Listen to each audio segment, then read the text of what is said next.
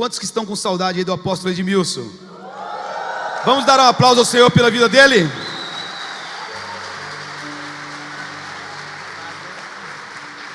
Abençoe. Glória a Deus. Só isso para Jesus? Glória a Deus. Vocês oraram por mim nesses dias? Mente não, hein? Todos os dias, ore pela minha vida, ore pela minha família. Quando você tem o costume de orar, quando você vai se alimentar, quem tem o costume de orar, agradecendo a refeição? Faça assim. Olha quanta gente que não tem ainda o costume. Muito importante você dar graças a Deus pelo alimento. É bíblico isso. Agradeça a Deus. Mas se eu estiver no restaurante, as pessoas vão ver, que elas vão falar. Ué, os muçulmanos na Inglaterra, na França, meu irmão, eles invadiram as calçadas. Eles se curvam, não importa o lugar onde eles estejam. Imagina, ainda coloca o bumbum para cima. E você lá, sua oraçãozinha silenciosa. Lógico que você não precisa no restaurante falar: Pai nosso que estás no céu. Não precisa orar assim não. Senão as pessoas vão se benzer e falar: ficou louco? Mas faça a sua oração de agradecimento. É muito importante. E quando você orar pelo alimento, porque você nunca vai se esquecer de se alimentar. Se esquece? Alguém aqui se esquece por acaso de se alimentar? A gente não precisa nem pensar a respeito disso, né? O estômago da gente avisa: está na hora de comer. E tem gente que come. Então quando você pensar em comer, você vai pensar em orar pelo apóstolo. Glória a Deus, hein? Aí vem o avivamento, hein? Então ore todos os dias pela minha casa, pela minha família. É bíblico.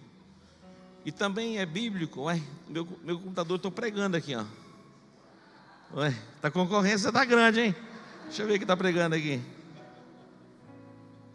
Estranho. Todos os dias ore mesmo pela minha casa, pela minha família. E é bíblico também você orar pelas autoridades constituídas por Deus. Ore pelo presidente da república. Mas não gosto dele, que vá para o inferno. Não, jamais podemos orar assim. É um amaldiçoado. Não importa quem esteja lá, a Bíblia nos recomenda, para que tenhamos uma vida sossegada, quieta, tranquila e em paz, orarmos por aqueles que governam. Mas eu não gosto dele. Ore assim mesmo. Ore pelo governador, ore pelo vice-governador, ore pelos deputados, senadores, ore. Nós precisamos criar o hábito de orarmos pelas nossas autoridades.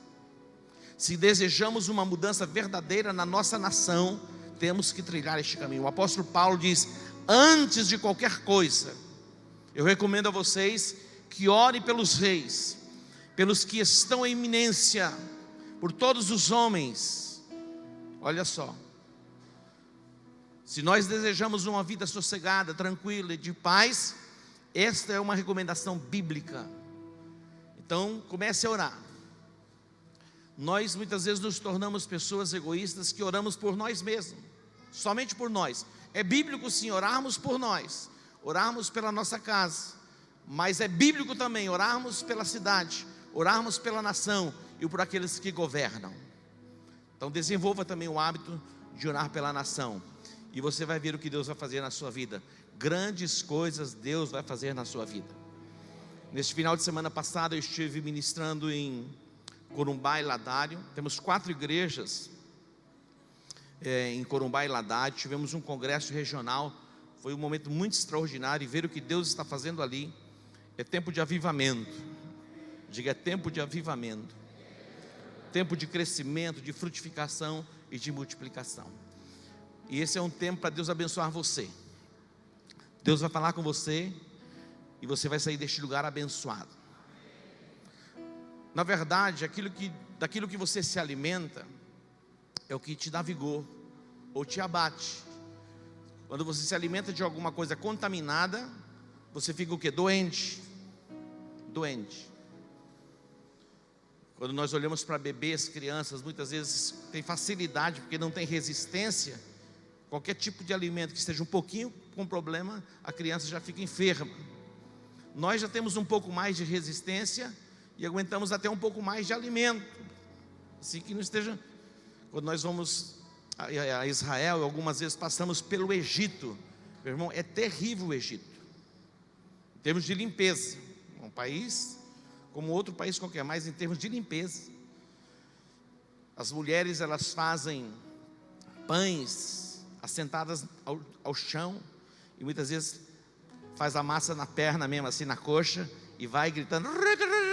Quem já foi lá? É muita sujeira. Os alfaces e as verduras recebem a água, da maioria das vezes, do rio Nilo, e o rio Nilo muitas vezes está contaminado com esgoto. Imagina como fica. Então há muita contaminação por causa dos alimentos. Então preste atenção, se você quer ter uma vida saudável espiritualmente, não se alimente de qualquer coisa. O que mais nós recebemos pelos WhatsApp e outras coisas mais, Facebook, são coisas que têm possibilidade de nos contaminar. E tudo que Satanás quer é contaminar você, minar a sua fé. Porque se você edificar a sua fé, alinhado com a palavra de Deus, você se torna um campeão.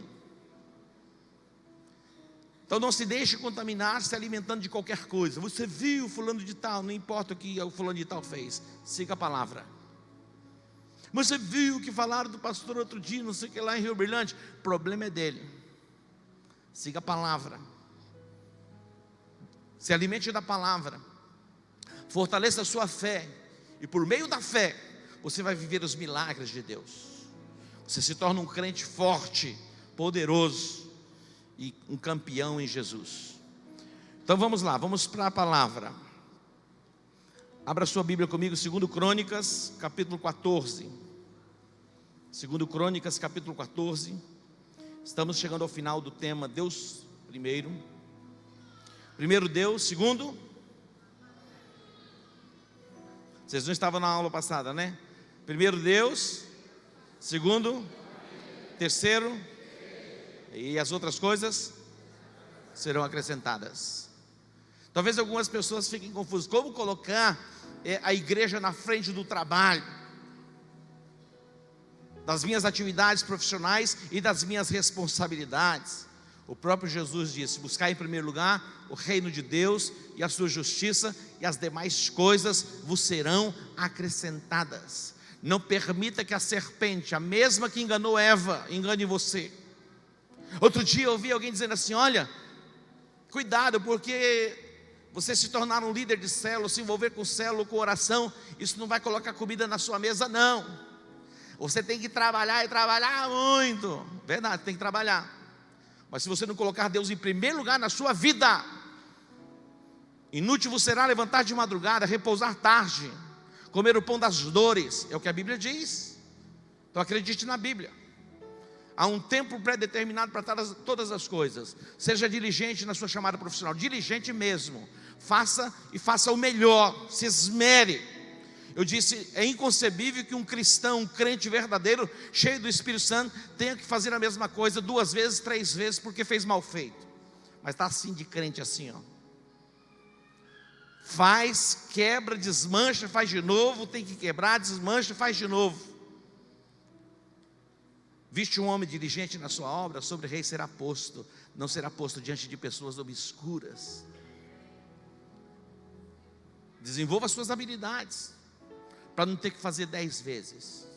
Imagina uma pessoa vai cozinhar, cozinha o arroz, queimou, cozinha a segunda vez, queima a segunda vez, cozinha a terceira vez, queima a terceira vez. Tem que repreender, fala igual o apóstolo Robert Dudu, tem demônio. Não é possível. Tudo que fizermos prospera. É o decreto profético, é a bênção de Deus sobre nós. Então seja diligente, coloque Deus em primeiro lugar na sua vida sempre. 2 Crônicas 14. O tema da mensagem é escrevendo uma nova história. Escrevendo uma nova história. Diz o texto: descansou Abias com seus pais e foi sepultado na cidade de Davi. E Asa seu filho reinou em seu lugar, e nos seus dias houve paz na terra durante 10 anos.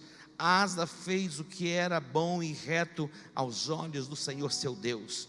Asa fez o que era bom e reto aos olhos do Senhor seu Deus. Asa fez o que era bom e reto aos olhos do Senhor seu Deus. Tirou os altares dos deuses estranhos e os altos e quebrou as colunas e cortou os postes ídolos. Mandou a Judá que buscasse ao Senhor, Deus de seus pais, e que observasse a lei e os mandamentos.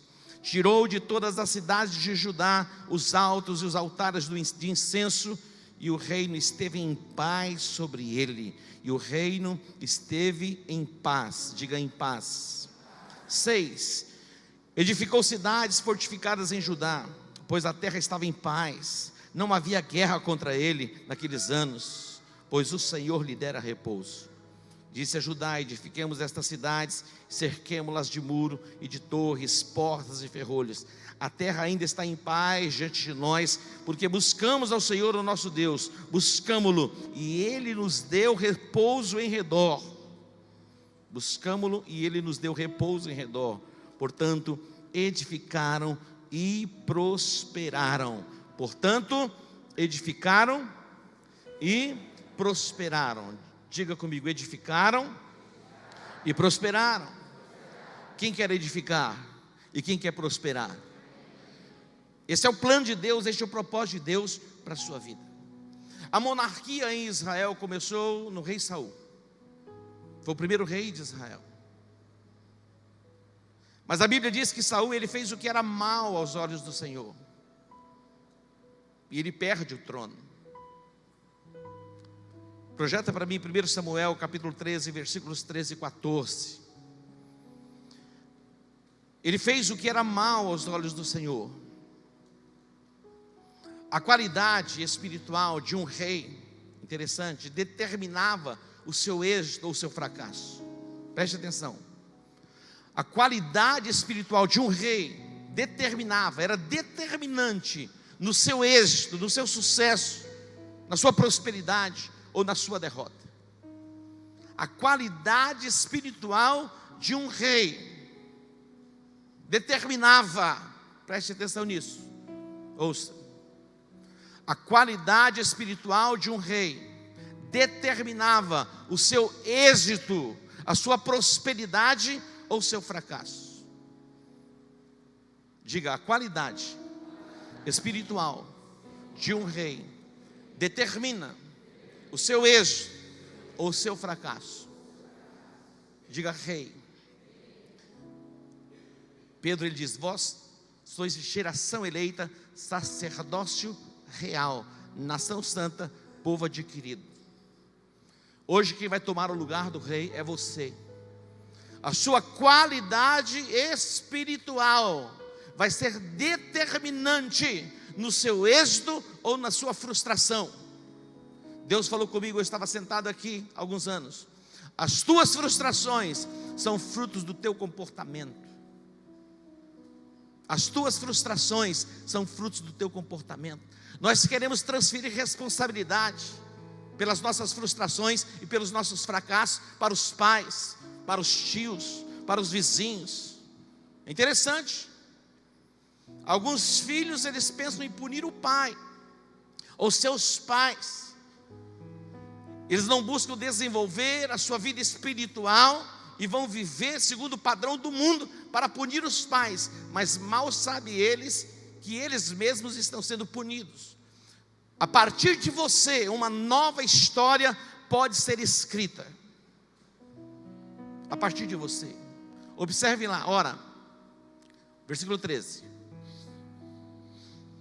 Então disse Samuel a Saul: procedestes o quê?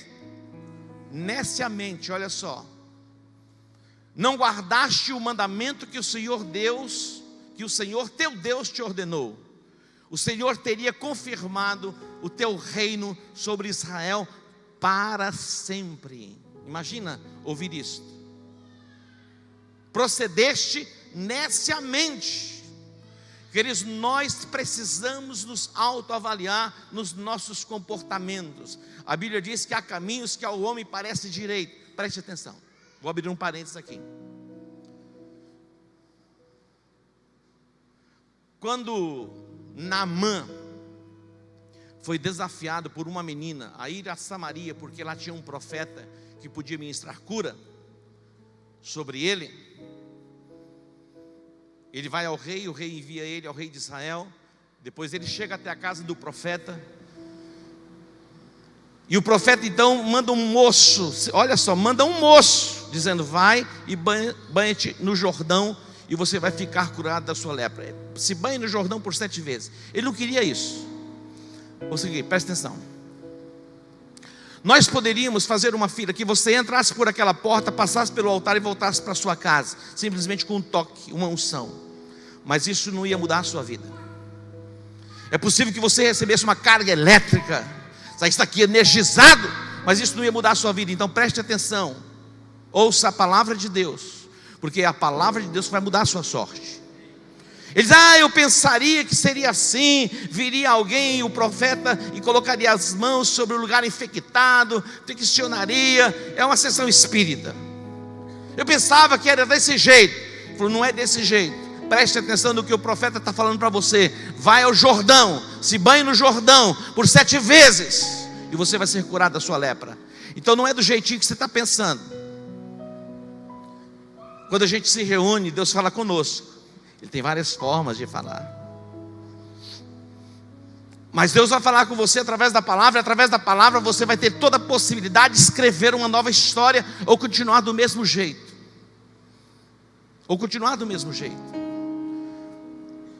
Saul, ele agiu neciamente, loucamente. Ele não guardou o mandamento do Senhor. O Senhor teria confirmado o teu reino sobre Israel para sempre. Imagina isso. 14. Agora, porém, não subsistirá o teu reino. Não subsistirá o teu reino. Já tem o Senhor buscado para si um homem segundo o seu coração, e já o tem destinado para ser príncipe sobre o seu povo, porquanto não guardaste o que o Senhor te ordenou. O primeiro rei de Israel, ele agiu segundo os seus conceitos, as suas ideias e as suas próprias vontades. Foi destituído. O segundo rei de Israel é Davi. Davi é chamado o homem segundo o coração de Deus. Davi é chamado homem segundo o coração de Deus, não porque ele não pecava, mas porque ele tinha um coração quebrantado e contrito.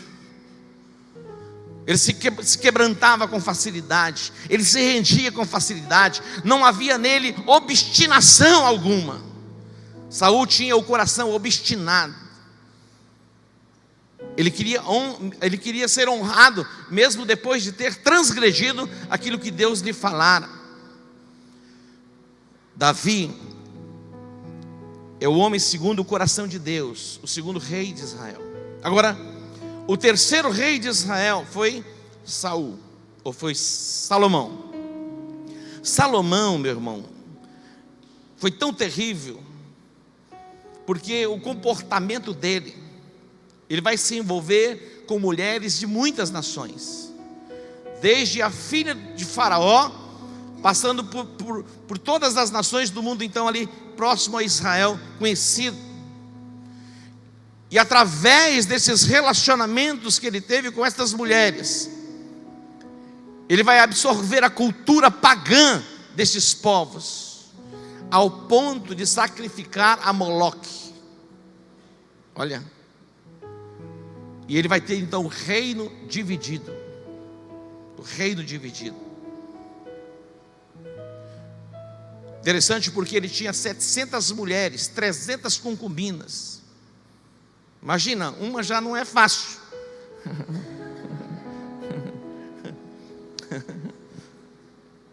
Eu estava, não sei como chegou para mim, um pouquinho da história de Nelson Ned. E eu fiquei observando aquela história. Interessante a história de Nelson Ned, um homem de 1,12 m de altura, mas de uma voz extraordinária. Nelson Ned foi o primeiro latino-americano a vender mais de 1 milhão de discos nos Estados Unidos. Foi o primeiro. Ele vendeu mais de 45 milhões de discos. Ele se casou com uma jovem e que o acompanhou, e ela esteve em 56 nações. Ele vivia em iates. Ele cantou nos maiores lugares que você possa imaginar do mundo, desde Paris, Nova York. Ele cantava em 5 ou 6 idiomas. Viveu uma vida de ostentação. Ele tinha todas as mulheres que ele desejava ter, mas ele disse: eu era um sucesso lá fora com as mulheres, mas era uma frustração dentro da minha própria casa. Eu tinha milhares de fãs no mundo, mas as minhas filhas já nem me admiravam mais. Quando você vê o relato e a história, já quase no final da sua vida, faltando pouco, ele se converte, ele tem a sua experiência com Jesus, começa uma nova história. Mas ele deixou as consequências. Hoje a sua esposa, que era tão linda, ela vive de favores. A casa dele, que era um modelo, um referencial, com piscina e tudo, está em ruínas. E ela vive lá isolada. Já não tem mais aquela piscina extraordinária, piscina toda acesa. Impressionante como está a casa. Se você olhar, entrar, você vai ver um pouquinho da sua história. Preste atenção. Todos os dias nós temos a oportunidade de escrevermos uma nova história. Muitas vezes deixamos para amanhã, para a semana que vem, para o mês que vem, para o ano que vem. A decisão é agora. E você decide escrever uma nova história. Interessante, porque vem a sequência de reis. Os reis que desenvolviam a sua espiritualidade, o seu relacionamento com Deus e obedeciam os mandamentos, eles tinham paz e eles prosperavam. Os reis que não desenvolviam a espiritualidade, a comunhão e o relacionamento com Deus, quebrando os princípios, atraíam a guerra e eram aniquilados e destruídos. Nós estamos falando aqui de Asa. O seu pai se chamou Abias. Abias, ele fez o que não devia fazer e trouxe perturbações. Mas Asa, o seu filho, decidiu escrever uma nova história. Então preste atenção. Não importa quem foram seus pais, não importa com quem você fora criado, uma nova história pode ser escrita em você e através de você, a partir de Cristo. Quando você recebe Jesus, abre-se um portal para que você possa reinar no mundo do Espírito. Ouça, Deus está te dando uma oportunidade. A partir de você, uma plataforma espiritual é colocada para que você desenvolva. E através do desenvolvimento dessa plataforma espiritual, de um relacionamento íntimo com Deus, colocando-o em primeiro lugar na sua vida, uma nova história começa a ser escrita. Algumas coisas, elas mudam de imediato. Tem coisas que acontecem como que num impacto. Outras coisas, elas vão acontecendo de uma forma gradativa, porque senão nem nós suportaríamos tudo de uma vez. Imagina a nossa vida na calamidade, do dia para a noite a gente já entra numa nova dimensão, e de tudo a gente não sabe nem administrar. Então Deus vai nos aperfeiçoando, e aos poucos vamos sendo moldados e aperfeiçoados, para que Ele possa cumprir em nós a plenitude do seu propósito. Asa, ele decidiu escrever uma nova história. Vamos voltar para o texto do capítulo 14. O que ele fez? No versículo 2 diz que ele fez o que era bom e reto aos olhos do Senhor seu Deus. Preste atenção, importa mais agradar a Deus do que aos homens. Tem pessoas que preferem agradar os homens, dizer sim para os homens e não para Deus.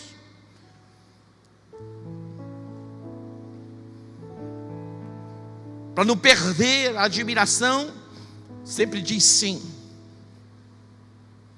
É melhor você começar a dizer sim para Deus, e também começar a dizer não para algumas pessoas. Asa, ele fez o que era bom e reto. Versículo 3, o que ele faz? Ele tira os altares dos deuses estranhos. Diga, tirou os altares.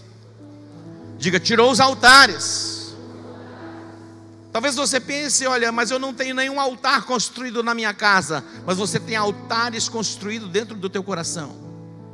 Altares da soberba, da arrogância. Pessoas que não podem ser confrontadas. Ao serem confrontadas, elas se levantam com ímpeto. São altares. O altar da soberba, da arrogância, da prepotência. O altar da avareza. O altar construído a Mamon. Há um Deus chamado Mamon, que reina sobre dinheiro. O dinheiro não pode ser o teu senhor. Não pode ser o seu senhor. O dinheiro não pode estar como primeiro lugar na sua vida, seu foco principal. Isso é consequência da bênção de Deus que se manifesta nas nossas vidas. Você jamais pode colocar como objetivo de vida o dinheiro. Coloque como seu objetivo de vida fazer a vontade de Deus. Asa, ele decidiu escrever uma nova história. Ele fez o que era bom e reto diante do Senhor. Ele começa tirando os altares dos deuses estranhos e dos altos. Ele quebra as colunas e cortou os postes ídolos. Interessante porque algumas pessoas se convertem e os seus antepassados construíram altares e eles ainda reverenciam aqueles altares e preservam aqueles altares. Aqueles altares precisam ser destruídos. Gideão, quando ele foi chamado, ele foi lá e destruiu o altar. Criou uma revolta na cidade. É possível que quando você começar a destruir esses altares, alguém se levante contra você. E por um tempo você vai ser perseguido. Mas com o passar do tempo, todos vão começar a ver a bênção de Deus se manifestando em você e através de você. E a prosperidade de Deus alcançando a sua casa. Ele foi ousado. Não pode mexer em nada que o nosso pai deixou. Isso nós recebemos como herança. Se é ídolo, é uma abominação que está tomando o lugar de Deus. Seja anátema, seja maligno, maldito, seja tirado. Deus está falando com você, né? Algumas pessoas talvez pudessem sairiam, mas aguenta aí, que o final vai ser bom. Vai estar sendo bom. Aquilo que parece ruim é bom. O remédio que cura muitas vezes é amargo, mas é bom. Você já viu que ela dá uma aguinha com açúcar aí que resolve? Às vezes a aguinha com açúcar resolve algum nervosinho aí, agitado. Mas alguma coisa precisa de injeção mesmo, na veia. E o remédio muitas vezes amargo. Mas hoje o remédio do final vai ser doce. Digo, o começo é amargo, mas no final é doce. Olha só, versículo de número 4. Olha a ordem que ele dá. Mandamento. Uma ordenança. Mandou, ele não pediu, ele mandou. O que ele mandou? Mandou a Judá que buscasse ao Senhor. Judá era uma tribo. E essas duas tribos, Judá e Benjamim, elas preservam os princípios da lei. Mandou Judá que buscasse ao Senhor, o Deus de seus pais, e que observasse a lei e o mandamento. Ele mandou. Ele não pediu. Diga, o rei mandou. Ele não pediu. Foi uma ordem. Deus quer nos abençoar tanto como igreja, mas tanto, mais tanto. E já tem nos abençoado. A cidade vai ficar extasiada daquilo que Deus está por fazer no nosso meio. Porque é algo glorioso, poderoso, maravilhoso. Porque nós decidimos buscar ao Senhor. Não coloque Deus em segundo lugar, em terceiro lugar, em quarto lugar. Coloque-o em primeiro lugar na sua vida. Não negocie a sua família. Não negocie a sua igreja. Igreja, se der a gente vai. Não é se der a gente vai, é compromisso. Porque igreja, nós somos aqui, somos em casa, somos no trabalho. Não temos como nos separar disso. Diga, eu sou igreja, aonde eu estiver. Versículo 5. Olha o que ele vai fazendo. Ele tira de todas as cidades de Judá os altos e os altares do incenso, e o reino esteve em paz sob ele. Um novo governo. A partir de você, o reino pode viver em paz. Pode ter paz dentro da tua casa. Pode ter paz no teu trabalho. Por que viver em guerra constante? Algumas pessoas sobem monte, desce monte, sobe monte, desce monte, sobe monte, desce monte. Está falando, estou guerreando com Satanás. Para com esse negócio, meu, de guerrear com Satanás. A Bíblia fala que quando Moisés morreu, como que uma disputa lá pelo corpo. Mas ninguém foi disputar, eram os anjos. Você não vai medir força com o diabo. Nós fomos revestidos de autoridade para frustrar, desmantelar e aniquilar os planos das trevas. Mas você não precisa subir no monte. Ô Satanás, onde você está? Não tem esse desafio. Diga, não tem esse desafio. Adore a Deus, sirva a Deus, busque a Deus, e a glória de Deus vai se manifestando na sua vida. E você vai prosperar. Diga, eu vou prosperar. Diz o texto, versículo 6, ele edificou as cidades fortificadas em Judá, pois a terra estava em paz, não havia guerra contra ele naqueles anos, pois o Senhor lhe dera repouso. Quem dera repouso? O Senhor. Por que o Senhor deu repouso? Porque ele fez o que era bom e reto diante do Senhor. Repouso. E aí ele vai construir, ele vai edificar as cidades. Quando há paz, há prosperidade. Quando há guerra, todos perdem. Por que viver em guerra? Eu estou na luta, eu estou na guerra, eu estou na luta. Até quando? Lógico que nós passamos por guerras. Nós vamos perceber aqui que Asa, ele tinha um exército de 380 mil, e Judá também tinha um exército de 280 mil, sei que dava 580 homens. Total do exército da tribo de Judá e Benjamim eram 580 mil homens. 580 mil homens. Azer, o rei da Etiópia, veio para lutar com ele, o etíope, com 1 milhão de pessoas. Como que pode? 2 por 1. Não tem como vencer a guerra. 1 milhão contra 580 mil. Eu não sei qual é o tamanho do gigante que está diante de você, a dimensão da sua guerra. Mas o que importa é que se Deus estiver do seu lado, mesmo que o exército se levante com 1 milhão de homens, dizendo, olha, não tem mais como, vai ser aniquilado, é o fim, você vai ter paz e você vai prevalecer contra o inimigo. Olha só, observe comigo. Zerá o etíope, versículo 9, saiu contra eles com um exército de 1 milhão de homens, 300 carros. Saiu Asa contra ele e ordenou a batalha no vale de Zefatá. Agora vamos para frente um pouquinho. Olha o que Asa vai fazer. Presta atenção, uma chave para você. Quem está vivendo uma guerra? Tem alguém vivendo guerra? Vai levantar a mão, não tem vergonha não. Olha só. Então Asa clamou ao Senhor seu Deus. A quem ele clamou? Ao Senhor seu Deus. Ele disse: Senhor, não há ninguém como tu, que possas ajudar o fraco contra o poderoso. Ajuda-nos, ó Senhor nosso Deus, pois em ti confiamos, e no teu nome viemos contra esta multidão. Senhor, tu és o nosso Deus, não prevaleça contra ti o homem. Olha a oração dele, que ousadia. Tu és o nosso Deus, então não prevaleça contra ti. Não prevaleça contra nós, não prevaleça contra ti o homem. Olha que oração tremenda. Ele clamou a Deus, ele tinha crédito com Deus. E Deus vai dar o quê? Deus vai dar a ele o livramento. Versículo 12. Feriu o Senhor os etíopes diante de Asa e diante de Judá, e os etíopes fugiram. Quem feriu os etíopes? O Senhor.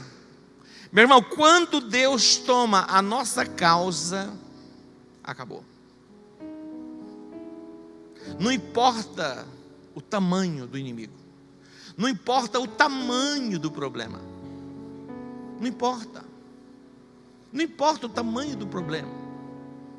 Quando Deus toma a nossa causa e Ele coloca as suas mãos, a vitória é estabelecida. Você pode construir uma nova história. Pode construir uma nova história. Asa, ele decidiu construir uma nova história. A partir dele, ele não vai seguir o exemplo do seu pai, ele vai seguir o exemplo de Davi, que foi o homem segundo o coração de Deus. Tem bons exemplos para você seguir. Que os teus olhos estejam no Senhor. Ele é poderoso para trazer a nós e trazer a você o livramento que você deseja, que você almeja. Hoje é uma noite, nós vamos terminar aqui e depois a gente vai um pouquinho para frente. Hoje é uma noite para você se posicionar em Deus. Eu vi alguém dizendo hoje, olha, alguém perguntou para ele, vem cá, não é difícil viver essa vida de santidade que você vive? Ele falou, não, difícil é viver uma vida de pecado. Isso aqui é difícil. Não é difícil de você viver uma vida de santidade? Ele falou, não, difícil é viver uma vida de pecado. E é isso mesmo. O pecado, ele traz consequências. O salário do pecado é a morte. Não tem como você brincar com fogo e não ser queimado. A recompensa quando você se coloca nas mãos do Senhor para viver os princípios da palavra. A recompensa da parte de Deus. Não importa o que você esteja passando ou vivendo. Hoje pode começar a ser escrita uma nova história. Só vou ler mais um texto aqui, para mostrar o que ele fez. Vamos para frente um pouquinho no capítulo 15. Vamos ver aqui.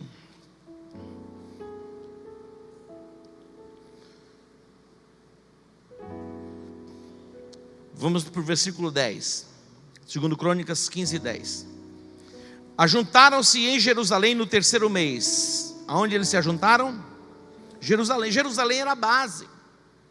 Queridos, aqui é onde o lugar onde nós nos ajuntamos, onde nós congregamos, onde somos instruídos, onde somos adestrados, aperfeiçoados para irmos para a guerra. Eles se reuniram em Jerusalém. Versículo 11. Nesse tempo ofereceram em sacrifício ao Senhor do despojo que trouxeram 600 bois e 6.000 ovelhas. Agora preste atenção no versículo de número 12. Dá uma mexidinha com o seu irmão, fala, ó, preste atenção. Está falando com você agora. Lá atrás, tem alguém atrás? Estão vivos? Conectados? Cheios de Deus? Por que vocês não vêm sentar mais para frente um pouquinho de vez em quando?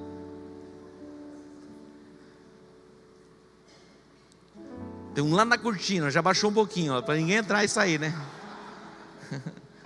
Não, vocês são bem-vindos, que a igreja, lógico, não tem quando todo mundo sentar aqui na frente, né?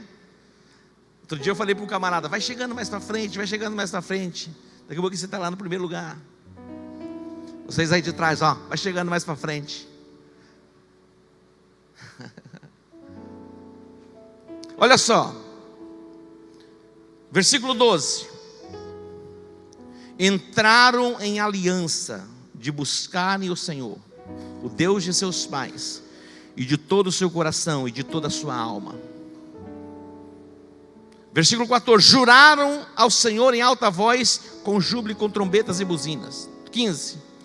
Todo Judá se alegrou deste juramento, porque de todo o seu coração juraram, de toda a boa vontade buscaram ao Senhor. De todo o quê? Olha lá. De toda. Então vocês estão muito lentos. De toda. Diga boa vontade. Diga boa vontade. Mais uma vez, boa vontade. Quando alguém te convida para uma refeição deliciosa, você vai de má vontade ou de boa vontade? Quando alguém te convida para uma coisa especial, você vai de boa vontade. Quando você vir à igreja, via de boa vontade. Poxa, mais um dia de culto, poxa vida, mais um dia de célula, que coisa pesada, que horrível. Meu irmão, como buscar o Senhor desse jeito? Como ser recompensado desse jeito? O salmista ele diz: alegrei-me quando me disseram, vamos à casa do Senhor. Ir à casa do Senhor, um dia de culto é um dia de alegria, é um dia de celebração, é um dia de festa. Assim deve ser o nosso coração. Eles fizeram um pacto, fizeram uma aliança para buscarem ao Senhor. Você pode sair deste lugar, debaixo de um pacto, debaixo de uma aliança, para buscar o Senhor, de todo o teu coração, de toda a tua alma, de todo o teu entendimento. Dá para entender? Você não vem porque a namorada venha. Se você não for comigo na igreja, eu vou terminar o namoro com você. Ei. Eu sei que algumas mulheres vêm, o maridão fica lá em casa remoendo, está vindo buscar o Senhor, o maridão vai ser abençoado. E o marido vem, muitas vezes a esposa não vem, a mulher vai ser abençoada. Mas quando você vir à igreja, você venha com alegria para buscar o Senhor e buscá-lo de boa vontade. Diga: de boa vontade. De boa vontade. Vamos para frente um pouquinho. E o acharam. O que vai acontecer? E o Senhor lhes deu o quê? Descanso ao redor. Fizeram um pacto, fizeram uma aliança para buscarem o Senhor de boa vontade, e o Senhor lhe deu descanso, repouso ao redor. Quantos querem descanso? Quantos querem repouso? Quantos querem paz? É possível. Uma nova história pode ser escrita a partir de você. Chega de confusão. Tem gente, meu irmão, se não tem um problema, ele cria um problema. Tem um probleminha de estimação. Mas falam mal de mim, meu irmão, que importa que falam mal de você? Apóstolo, mas você não se importa mesmo, não? Você acha que eu vou atrás de ver o que estão falando de mim? Não vou, meu irmão. Outro dia um camarada entrou no meu Facebook. Você está aí, né? Eu falei: eu já estou saindo.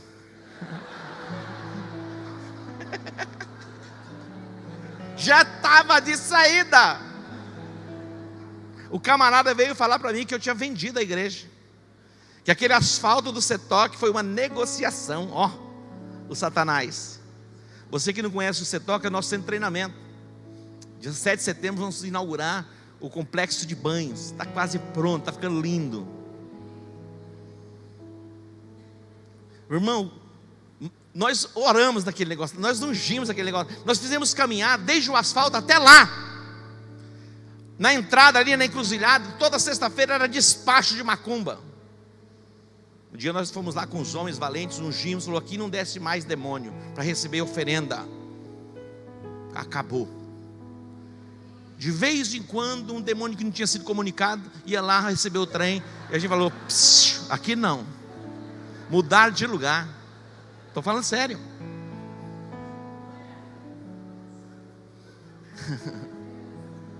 Demôniozinho não tinha sido comunicado, não tinha recebido o e-mail, não tinha visto o Facebook dele, o Instagram. Falou: lá não. Lá já um giro, está consagrado, não tem mais jeito.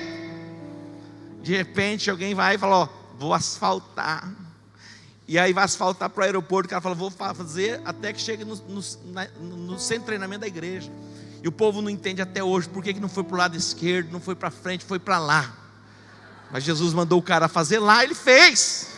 Não precisa nem pedir. Em 2010, nós inauguramos, dia 7 de setembro de 2010, nós inauguramos o auditório. Lá, a pessoinha estava lá e disse: eu vou mandar asfaltar esse negócio aqui, sem pedir. 2014 nós inauguramos ali o lugar de oração. Agora em 2017 nós vamos inaugurar o complexo de banho. Quem sabe, o meu desejo é que cada ano a gente inaugurasse alguma coisa lá. E já estamos planejando, porque vocês vão ver lá tem um lugar que tem uma churrasqueira, não tem? Onde a gente faz o batismo. Tem ou não tem? Quem já foi lá? Onde faz o batismo tem a piscina e tem a churrasqueira, meu irmão. O trem está humilhando aquele negócio lá. Virou uma humilhação. O negócio encolheu, ficou com vergonha. Falou, eu quero sair daqui. Já falou para mim, eu quero sair daqui, faz alguma coisa, me tira daqui. Então nós vamos demolir aquele negócio lá. Em breve. E vamos fazer mais para frente sim um pouquinho. Vai ficar muito lindo. Vamos ampliar aquele lugar da piscina, uma piscina para as crianças. E vai ser um negócio show. Ah, vai ser extraordinário, hein? Vai ser maravilhoso. Hoje você pode fazer uma aliança, um pacto com Deus, de o buscar com toda a integridade do seu coração. Para, meu irmão, de ser crente meia boca. Não dá mais. É a pior coisa do mundo ser crente meia boca. Você não vive nem lá nem aqui.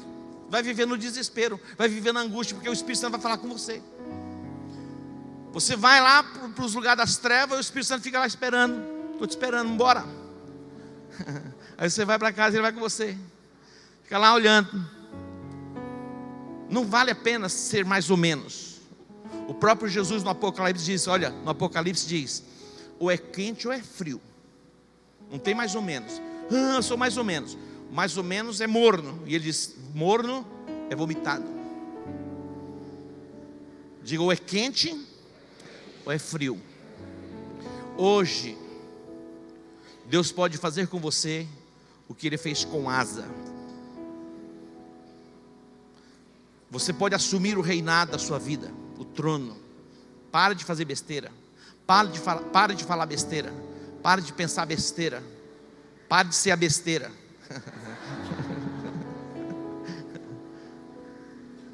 Diga hoje.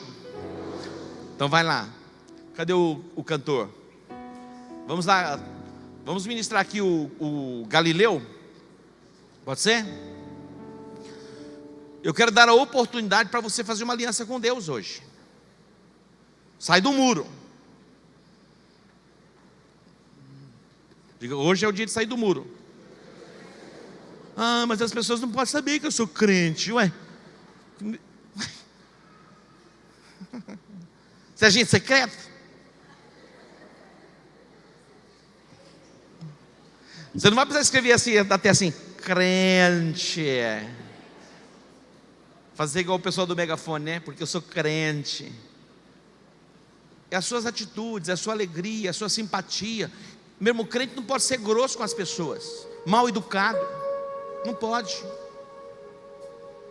Digo, o crente não pode ser mal educado, não pode ser grosso, tem que ser gentil, ter a preferência, sempre. Fale obrigado, por favor. Isso é bom. Dá para entender? As mocinhas, os filhinhos, respeite os pais. Baixa a bola. Baixa a bola. Fazer igual o Lucinho. Menos. Ou vai ter que pôr um abridão na boca, puxar o freio. Respeita papai, respeita mamãe. Respeita. Que é a bênção de Deus. Respeita papai, respeita mamãe. Pode, não pode, não pode. Acabou. Não tem nem. Deixa chorar. Está ouvindo? Jesus é bom, não é bom? O papai voltou assim, maravilhoso. Vou abençoar vocês. Me falaram assim, apóstolo, esse encontro foi maravilhoso. Esse Clodoilson bateu no povo, viu? E falaram assim, não, olha, o Irineu foi fabuloso, o Júnior foi maravilhoso, mas o Clodoilson bateu nesse povo, hein? Mas foi bom, hein, apanhar, hein? Mas gostaram, Clodoilson. Mas foi maravilhoso. Amém? E aí? Como que está aí? Vai ser mais ou menos? Ou vai ser tudo? Vai ser tudo. Entrega tudo. Mas tudo mesmo. Está disposto? Asa tinha um histórico de família. E a monarquia em Israel tinha históricos também. O rei que alinhava espiritualmente e vivia a sua espiritualidade como o Senhor ordenava, eles prosperavam. Você é o rei hoje. Então você fica olhando, o governador, o presidente. Meu irmão, independentemente deles, você vai viver um outro nível. Eu estava ouvindo algo interessante. O Neymar tem um filho. Sabe como chama o filho do Neymar? Davi. Sabe onde o Davi mora? No Brasil. Ali por Guarujá, aquele lugar ali. Santos. Onde o Neymar mora? Morava em Barcelona. Agora está em Paris. Só o passe da criança, a multa foi quase R$1 bilhão. Quanto ele vale? Ele ganha, acho que 9 ou 10 milhões, ou por dia, ou por semana, ou por mês, nem sei mais. Eu pergunto assim: será que o Davizinho está preocupado com alguma coisa? Será que o papai vai ter dinheiro para fazer meu aniversário? Você acha que o Davi está preocupado com alguma coisa? Ele mora no Brasil, país em crise. Mas o pai do Davi está onde? Em Paris. Onde está teu pai? Onde está papai? Será que tem crise lá?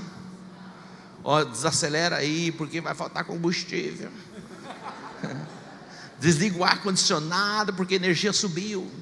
Será que Deus está preocupado com um negócio desse? Não. Agora, a tua fidelidade, a tua entrega, o teu pacto sincero com Ele vai fazer diferença. Faça um pacto com Deus. Viva a aliança. Quando Abraão estava meio temeroso, meio amedrontado, Deus falou: vem cá, vamos fazer uma aliança aqui. Interessante, porque Deus vem ao nível de Abraão e falou: pode sacrificar os animais. É assim que se fazia aliança.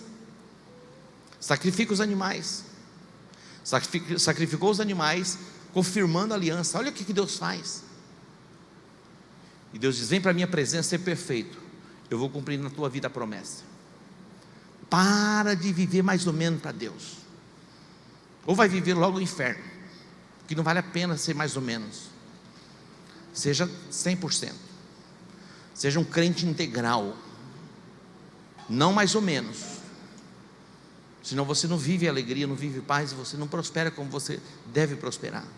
E aí o nome dele vai ser envergonhado, porque as pessoas vão dizer: olha lá, o crente, como ele vive, endividado, devendo na padaria, devendo na farmácia, deve para todo mundo. Eu não estou dizendo, meu irmão, que você não possa passar por um acidente. Asa estava fazendo tudo como deveria ser feito, e o endemoniado do rei da Etiópia vem contra ele. Então isso acontece. Mesmo você está vivendo 100%, se levanta de vez em quando endemoniado para perturbar você. Eu estou dizimando, mas bati o carro, meu irmão. Isso acontece. Tudo é o diabo, não. O cara falou: Outro dia o cara falou assim: poxa vida, estou dizimando primiciano, fui passar na alfândega, não paguei o imposto, me pegaram. Poxa, eu estou dizimando, meu irmão, estava errado, cara. Paga logo esse trem. Não tem um negócio engraçado? Não tem nada a ver. Alguns entenderam, outros não entenderam. Levante suas mãos aos céus. Renda-se ao amor dele. Ele te amou tanto, mas tanto, que ele morreu na cruz por você. Ele te amou de tal maneira que ele deu a sua vida na cruz. Ele morreu para levar os teus pecados. Ele morreu na cruz para levar as nossas maldições. Viva o pacto, viva a aliança com ele. Seja intenso no relacionamento com ele. Seja intenso no relacionamento com a sua família. Seja intenso no relacionamento com a igreja, e a tua vida nunca mais será a mesma. Renda-se a ele, renda-se a ele, renda-se a ele, renda-se a ele. Levante sua mão direita aos céus. Diga: nesta noite eu me rendo, eu me entrego, eu faço um pacto, uma aliança, para buscar o Senhor de boa vontade. Diga: eu faço um pacto para buscar o Senhor de boa vontade. Ser intenso num relacionamento com Deus, num relacionamento com a minha família, num relacionamento com a minha igreja. Diga: eu me entrego. Diga: eu me entrego, sem reservas, em o nome de Jesus. Dê um aplauso a ele. Glória a Deus. Graças a Deus. Se assente um pouquinho. Seja intenso no seu relacionamento com Deus. Fale com o seu pastor, fale com o seu líder de célula.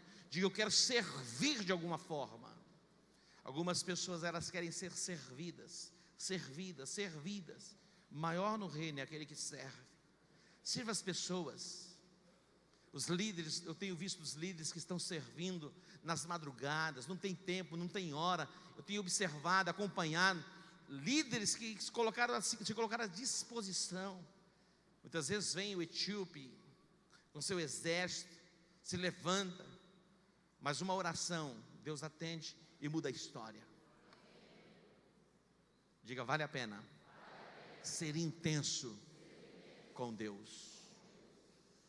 Diga: obrigado, Senhor, pela tua palavra. Diga: obrigado, Senhor, pela unção liberada sobre a minha vida, sobre a minha casa, sobre a minha família.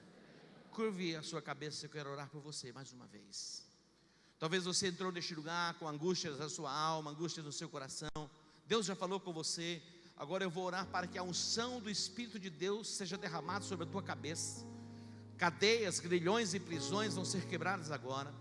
E você vai sair deste lugar em liberdade para construir este reino de paz, um reino de alegria, de justiça. Pai, eu entro nas regiões celestiais para frustrar os desígnios de Satanás contra este povo. Com uma autoridade sobre eles, eu ordeno a bênção sobre eles. Que as cadeias sejam quebradas na alma, na mente, as prisões das trevas. Toda perturbação na tua mente agora caia por terra. Caia por terra agora, no nome de Jesus. Todo pensamento de suicídio caia por terra, no nome de Jesus. Todo pensamento de desistência caia por terra, no nome de Jesus. Todas as perturbações do teu coração caiam por terra. Toda a ação de Satanás dentro do teu lar, eu ordeno caia por terra agora, no nome de Jesus. Que a tua mente seja envolvida de paz e segurança, em o nome de Jesus. Olhe para as tuas mãos. Nós temos promessas da parte de Deus, que Deus abençoa o trabalho das nossas mãos. Diga: Deus abençoa o trabalho das minhas mãos. Diga: tudo que eu fizer prosperará. Diga: tudo que eu fizer prosperará. Amém.